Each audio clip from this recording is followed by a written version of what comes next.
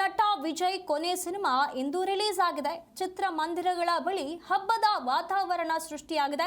ಮುಂಜಾನೆ 6 ಗಂಟೆಯಿಂದಲೇ ದಳಪತಿ ದರ್ಬಾರ್ ಶುರುವಾಗಿದೆ.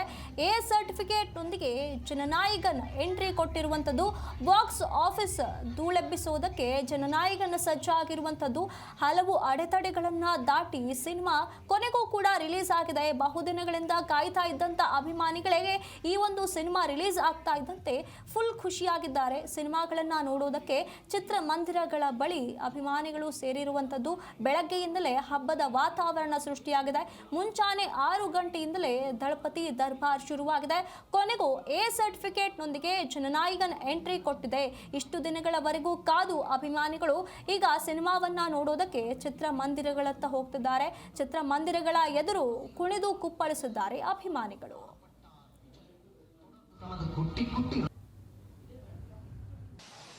ஜான் 9க்கு ரிலீஸ் ஆகிட்டு இருக்கணும். எல்லாரும் பேஜாராயிட்டு இருந்தாங்க ரிலீஸ் ஆகலன்னு. ஆனால் இப்போ ரிலீஸ் ஆகிட்டு ஃபுல்லு சென்சார் போர்டு ஃபர்ஸ்ட் வந்துட்டு பேஜாராகிச்சு.